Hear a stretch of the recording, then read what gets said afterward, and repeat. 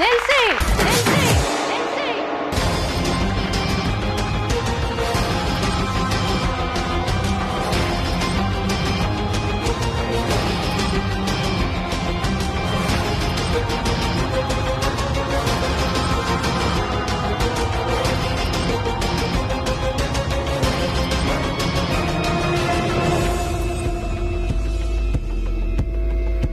ಸುವಾಸಿನಿ ಅವರೇ, ನೀವು ಇವ್ರ ಬಗ್ಗೆ ಅರ್ಧಂಬರ್ಧ ತಿಳ್ಕೊಂಡಿದ್ದೀರಾ.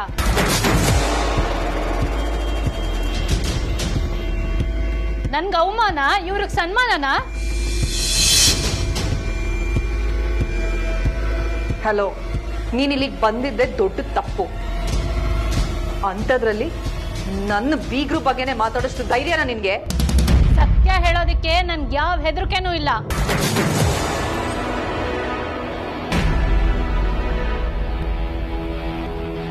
ಇವರು ನಿಮ್ ಬೀಗ್ರೆ ಆಗಿರ್ಬೋದು, ಆದ್ರೆ ಇವ್ರ ಕತೆನೂ ನಂತರನೇ. ಇವ್ರಿಗೂ ನನ್ನ ಹಾಗೆ 4 ಹೆಣ್ಮಕ್ಳಿದ್ದಾರೆ.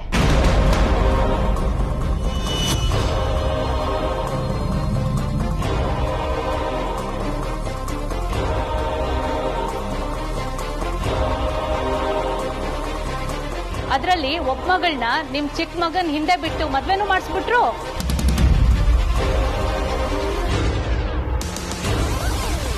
ಈಗ ಇವ್ರ 2ನೇ ಮಗಳು ನಿಮ್ ಮೊದಲನೇ ಮಗನ್ನ ಬುಟ್ಟಿಗೆ ಹಾಕೊಂಡಿದ್ದಾಳೆ.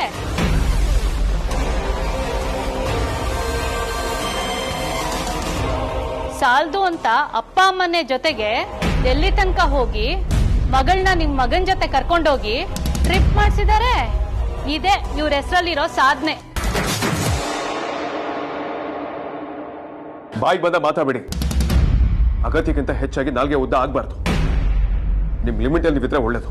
ಅಯ್ಯೋ, ನಾನೇ ನಿಲ್ದಲೇ ಇರೋದು ಹೇಳಲಿಲ್ಲಪ್ಪ, ಇರೋದನ್ನೇ ಹೇಳಿದ್ದು. ನೀನು ಇವ್ರ ಫ್ಯಾಮಿಲಿ ಜೊತೆ ಆಗ್ರಾಗ್ ಹೋಗಿದ್ದು ನಿಜ ತಾನೆ?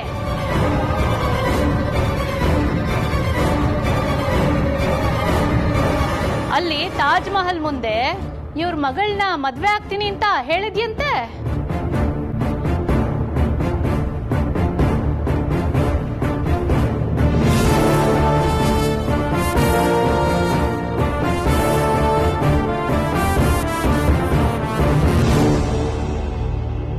ಇದನ್ನ ನಾನ್ ಮಾಡಿದ್ರೆ ತಪ್ಪು, ಅದನ್ನ ಇವ್ರು ಮಾಡಿದ್ರೆ ಸರಿನಾ ಸುಹಾಸಿನಿ ಅವ್ರೆ?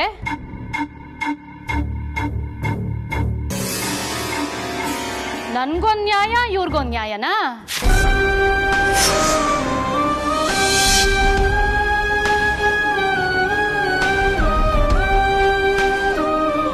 ನಾನ್ ಮಾಡಿದ್ದು ತಪ್ಪಾದ್ರೆ ಇವ್ರು ಮಾಡಿದ್ದು ತಪ್ಪೇ. ನಾನು ನನ್ ಮಕ್ಕಳನ್ನ ದುಡ್ಗೋಸ್ಕರ ಶ್ರೀಮಂತರಿಂದ ಓಡಾಡಕ್ ಬಿಟ್ಟೆ ಅಂದ್ರೆ ಇವ್ರು ಮಾಡ್ತಾ ಇರೋದು ಅದೇ ಅಲ್ವಾ?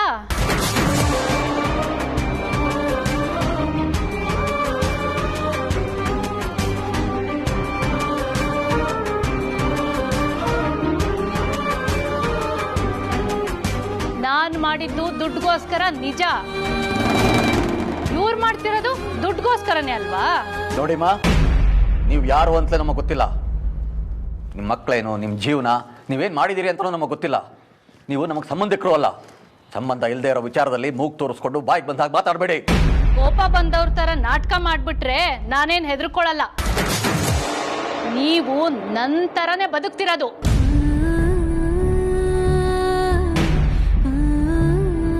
ನನ್ಗೆಲ್ಲ ಗೊತ್ತಿದೆ. ನಿಮ್ಗೆ ರಿಟೈರ್ಡ್ ಆದ್ಮೇಲೆ ಹೆಣ್ಮಕ್ಳಿಗೆ ಮದ್ವೆ ಮಾಡಕ್ಕೆ ದುಡ್ಡೆಲ್ಲಿದೆ? ಅದಕ್ಕೆ ನೀವು ನಿಮ್ಮ ಹೆಂಡತಿ ಸೇರಿ ಸುಹಾಸಿನಿ ಅವ್ರ ಫ್ಯಾಮಿಲಿಗೆ ಜಿಗಣೆ ತರ ಅಂಟ್ಕೊಂಡಿದ್ದೀರಾ.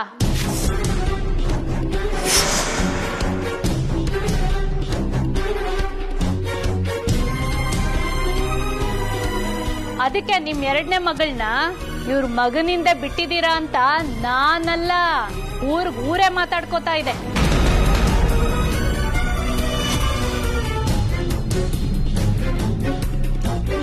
ನಿಮ್ ಪರಿಸ್ಥಿತಿ ಆಗಿದೆ, ಅದಕ್ಕೆ ಹೀಗೆಲ್ಲ ಮಾಡ್ತಾ ಇದ್ದೀರಾ. ಅದನ್ನ ನಾನ್ ತಪ್ಪು ಅನ್ನಲ್ಲ, ಆದ್ರೆ ನೀವ್ ಹಾಗೆ ನಡ್ಕೊಂಡೇ ಇಲ್ಲ ಅಂದ್ರೆ ನಾನ್ ನಂಬಲ್ಲ.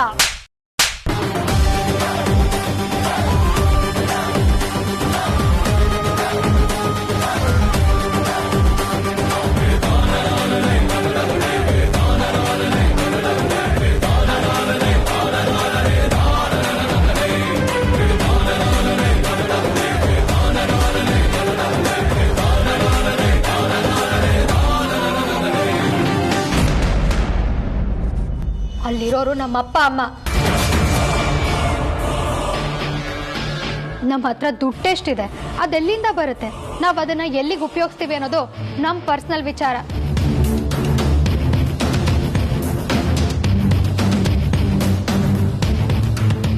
ಅಪ್ಪ ಅಮ್ಮನ ಬಗ್ಗೆ ಒಂದೇ ಒಂದ್ ಮಾತಾಡಿದ್ರು ನಾನು ಏನ್ ಮಾಡ್ತೀನಿ ಅಂತ ನನಗೆ ಗೊತ್ತಿಲ್ಲ.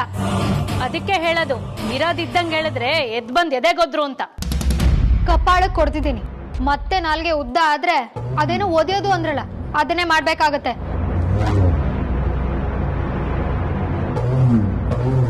ನಿಮ್ ಯೋಗ್ಯತೆ ಎಷ್ಟಿದೆಯೋ ಎಲ್ರಿಗೂ ಅಷ್ಟೇ ಇದೆ ಅನ್ನೋ ತರ ಮಾತಾಡ್ಬೇಡಿ. ನಮ್ಮನೆ ಬಗ್ಗೆ ಇಷ್ಟೆಲ್ಲ ಇನ್ಫಾರ್ಮೇಶನ್ ಕಲೆಕ್ಟ್ ಮಾಡಿರೋ ನೀವು ನನ್ ಬಗ್ಗೆನೂ ತಿಳ್ಕೊಂಡು ಬಂದಿರ್ಬೇಕಿತ್ತು. ನಾನ್ ಒಂದ್ ಲೆವೆಲ್ ವರ್ಗು ಮಾತ್ರ ಬಾಯಲ್ಲಿ ಮಾತಾಡ್ತೀನಿ, ಅದು ಮೀರಿದ್ರೆ ನಾನು ಏನ್ ಮಾಡ್ತೀನಿ ಅಂತ ಹೇಳಕ್ಕೂ ನನ್ ಬಾಯಿ ಮಾತಾಡಲ್ಲ.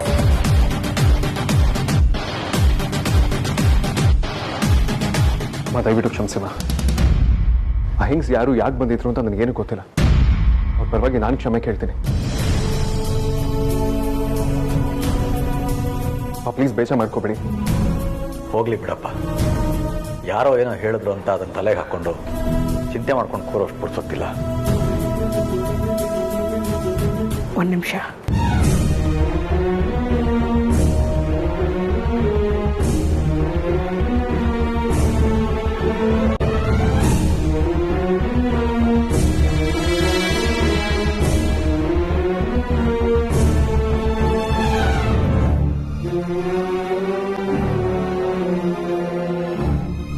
ಜಗಳಾನೇ ಆಡಿದಿದ್ರೆ ಪರಿ ಇದನ್ನ ಎದುರಿಸಿರೋಳು. ಆದ್ರೆ ಇವರು ಅದಕ್ಕಿಂತ ಕೆಟ್ಟದಾಗಿ ನಡ್ಕೊಂಡ್ಬಿಟ್ರು. ಪರಿ ಇದನ್ನ ಖಂಡಿತ ಸಹಿಸ್ಕೊಳ್ಳೋದಿಲ್ಲ.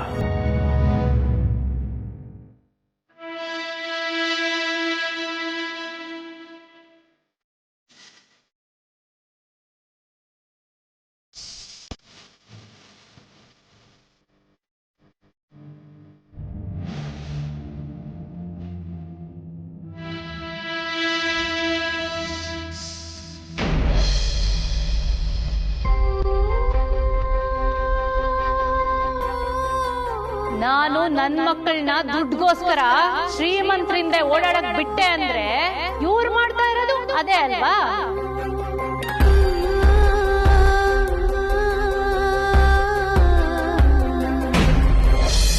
ಎಲ್ಲ ಉಲ್ಟಾ ಪಲ್ಟಾ ಆಗ್ತದೆ ವೇದಾಂತ್. ನಮ್ಮ ಜಾಗದಲ್ಲಿ ಯಾರೇ ಇದ್ದಿದ್ರು ಇದನ್ನ ಸಹಿಸ್ಕೊಳ್ತಿರ್ಲಿಲ್ಲ. ನಮ್ಮ ಪ್ರೀತಿ ವಿಚಾರನ ಅಮ್ಮ ಒಪ್ಕೊಂಡಿದ್ದೆ ದೊಡ್ಡ ವಿಷಯ. ಅಂಥದ್ರಲ್ಲಿ ಇಷ್ಟೆಲ್ಲ ಆದ್ಮೇಲೆ ಅವಳು ಖಡಾಖಂಡಿತವಾಗಿ ಮದ್ವೆ ಬೇಡ ಅಂತ ಹೇಳಿದ್ರು ಆಶ್ಚರ್ಯ ಏನೂ ಇಲ್ಲ ವೇದಾಂತ್. ನನಗೆ ಯಾಕೋ ತುಂಬ ಭಯ ಆಗ್ತದೆ. ಹೀಗೆಲ್ಲ ಆಗಬಾರ್ದಿತ್ತು. ಅಮ್ಮ ಏನಾದರೂ ಮದುವೆ ಬೇಡ ಅಂದರೆ ಆಗ ನಾನು ಅಸಹಾಯಕಳಾಗ್ಬಿಡ್ತೀನಿ ವೇದಾಂತ್. ನಾನು ಏನೂ ಮಾಡೋ ಪರಿಸ್ಥಿತಿಲಿರಲ್ಲ. ಡೋವರ್ ಅಮೂಲ್ಯ, ನನ್ನ ಪ್ರಕಾರ ಆಗ್ಬಾರ್ದು ಏನೂ ಆಗೋದಿಲ್ಲ. ಅಷ್ಟಕ್ಕೂ ಇಷ್ಟೆಲ್ಲ ಮಾತಾಡಿರೋದು ಯಾರೋ ಥರ್ಡ್ ಪರ್ಸನ್. ಯಾರೋ ಏನೋ ಹೇಳ್ತಾರೆ ಅಂತ ಅಮ್ಮ ಮನಸ್ಸು ಬದಲಾಯಿಸ್ತಾರೆ ಅಂತ ನನಗನ್ಸೋದಿಲ್ಲ. ಕಾಮ್ ಡೌನ್ ಅಮೂಲ್ಯ, ನಾನು ನಿನ್ನ ಜೊತೆ ಯಾವಾಗಲೂ ಇರ್ತೀನಿ ತಾನೆ, ಏನು ಯೋಚನೆ ಮಾಡಬೇಡ. ಹೌದು ಅಮ್ಮು, ಇಷ್ಟಕ್ಕೆ ನಾನು ಟೆನ್ಷನ್ ಆಗಬೇಕು ಅಂತ ಏನೂ ಇಲ್ಲ. ನೋಡಿ ನಾದ್ನಿ, ನೀವಿಬ್ರು ತಾಜ್ ಮುಂದೆ ನಿಂತಾಗ್ಲೂ ಅನ್ಕೊಂಡೆ ನಿಮ್ಮಿಬ್ರು ಜೋಡಿ ದೇವ್ರು ಮಾಡಿರೋ ಜೋಡಿ ಅಂತ. ಇವಾಗ ಯಾರೋ ಮೂರನೇವ್ರು ಬಂದು ಕಡ್ಡಿ ಅಲ್ಲಾಡ್ಸಿರೋದ್ರಿಂದ ಆ ದೇವ್ರ ಬರವಣಿಗೆ ಬದಲಾಗಲ್ಲ. ಕರೆಕ್ಟಾಗಿ ಹೇಳಿದೆ ಬ್ರದರ್. ಒಂದು ವೇಳೆ ಚಿಕ್ಕತೆ ಆ ಥರ ಏನಾದರೂ ಹೇಳಿದ್ರು ಕೂಡ ನೀ ಅದನ್ನೆಲ್ಲ ಎದು ನಿಲ್ಲಿಸೋ ಗಟ್ಟಿಗಿತ್ತಿ, ಅದು ನನಗೆ ಚೆನ್ನಾಗಿ ಗೊತ್ತು. ಹಾಗೆಯೇ ಅಣ್ಣ ಕೂಡ ನಿನ್ನ ಜೊತೆನೇ ಇದ್ದಾನೆ. ಅದಲ್ಲದೆ ನಾನು, ಸಾರ್ಥಕ್, ಆರ್ತಿ, ವಿಕ್ಯಣ್ಣ ಎಲ್ಲರೂ ಇದ್ದೀವಿ. ಅಜ್ಜಿನೂ ಇರ್ತಾರೆ, ಟೆನ್ಷನ್ ಮಾಡ್ಕೋಬೇಡ, ಏನೂ ಆಗಲ್ಲ. ನೋಡಿದ್ಯಾ, ನೀನು ಇನ್ನೂ ಮದುವೆಯಾಗಿ ಮನೆಗೆ ಬರೋಕ್ಕೂ ಮುಂಚೆನೆ ಎಲ್ಲರೂ ನಿನ್ನ ಎಷ್ಟು ಪ್ರೀತಿಸ್ತಾರೆ ಅಂತ.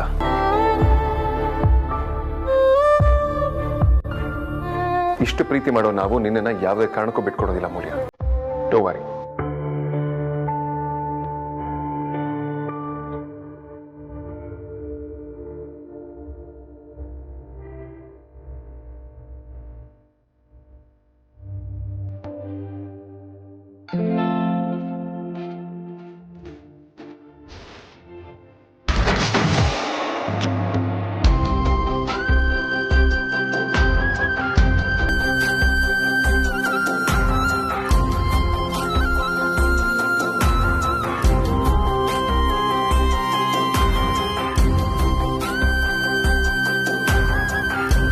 ಯಾಕಪ್ಪ ದೇವ್ರೆ ಇಂಥ ಪರೀಕ್ಷೆ ಮಾಡ್ತಿದ್ಯಾ?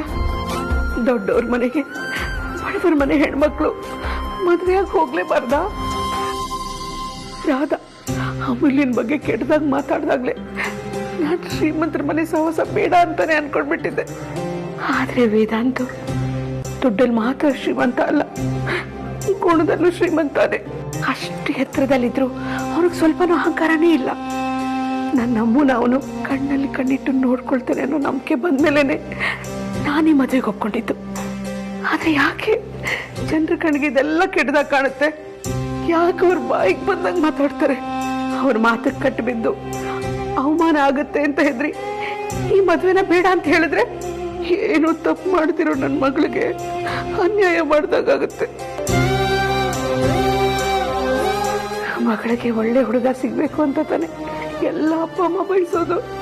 ನನ್ನ ಮಗಳ ಅದೃಷ್ಟಕ್ಕೆ ಅಪರೂಪದ ಹುಡುಗ ಸಿಕ್ಕಿದ್ದಾನೆ. ಅವಳ ಜೀವನನ ನಾನು ಯಾಕೆ ನನ್ನ ಕೈಯಾರೆ ಹಾಳು ಮಾಡಲಿ? ಅಂದ್ಕೊಳ್ಳೋರು 1000 ಅನ್ಕೋತಾರೆ. ಈ ಸಲ ನಾನು ಯಾವುದಕ್ಕೂ ಬೇಜಾರು ಮಾಡ್ಕೋಬಾರ್ದು. ಬರೀನೂ ಗಟ್ಟಿಗಿತ್ತೀನಿ. ಹಾ,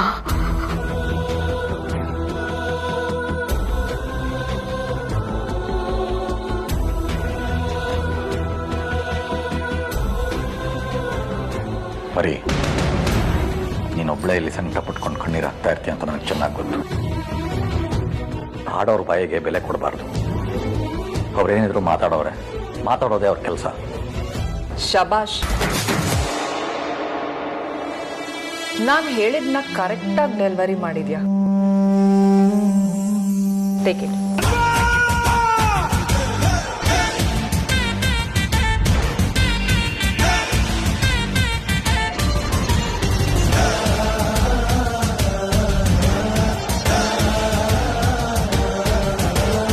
ಮೇಡಮ್, ಇನ್ನೂ 25,000 ಜಾಸ್ತಿನೇ ಕೊಡಿ ಮೇಡಮ್. ನೋಡಿ ಆ ಹುಡುಗಿ ಹೇಗೆ ಕೆನ್ನೆಗೊಡದ್ಲು ಅಂತ. ಏಟು ಜೋರಾಗೆ ಬಿತ್ತು ಮೇಡಮ್. ನಾವು ಮಾತಾಡ್ಕೊಂಡಾಗ ಇವೆಲ್ಲ ಇರ್ಲಿಲ್ಲ ಅಲ್ವಾ ಮೇಡಮ್? ಆ ಏಟಿನ ರುಚಿ ಹೇಗಿರುತ್ತೆ ಅಂತ ನನಗೆ ತುಂಬಾ ಚೆನ್ನಾಗೇ ಗೊತ್ತಿದೆ.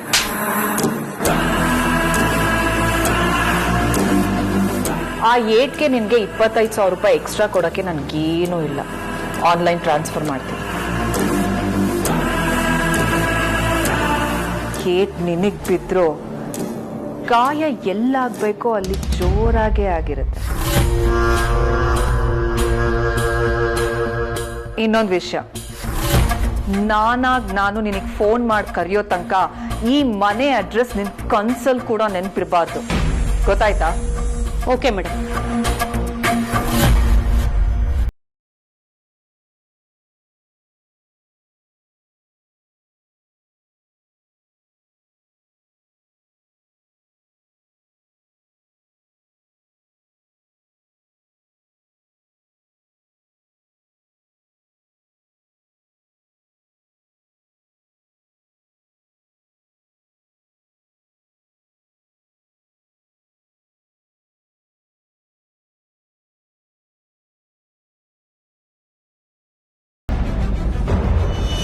ಅಮ್ಮ,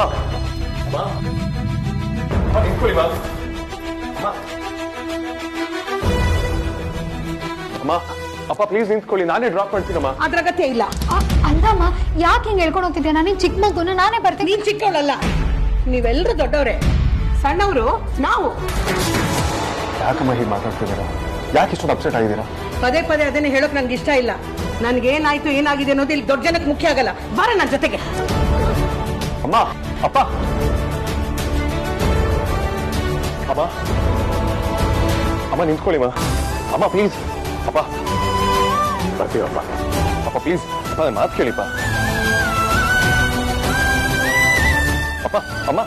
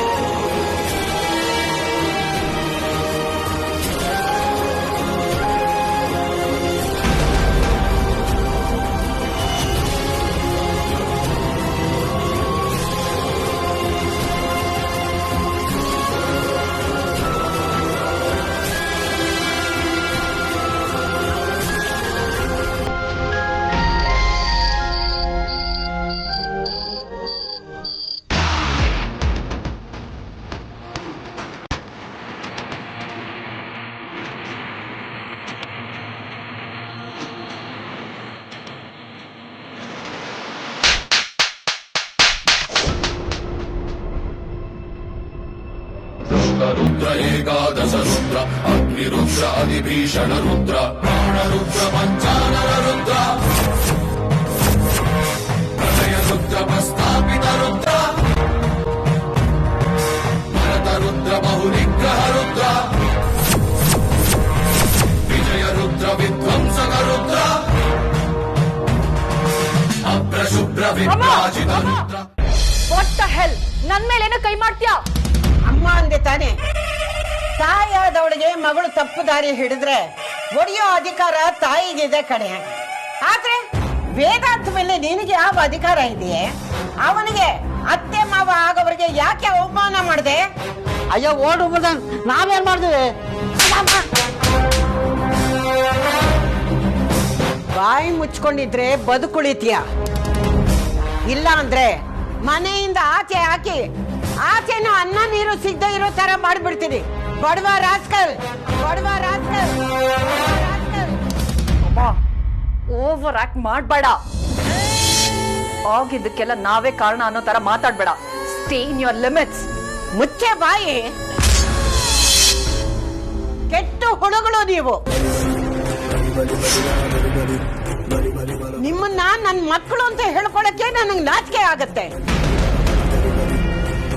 ಈಗ ಆಗಿರೋದ್ರಲ್ಲಿ ನಿಮ್ಮ ಕೈವಾಡ ಇಲ್ಲ ಅಂತ ನಾನ್ ನಂಬಿದ್ರೆ ಅದಕ್ಕಿಂತ ದೊಡ್ಡ ಮೂರ್ಖತನ ಇನ್ನೊಂದಿಲ್ಲ.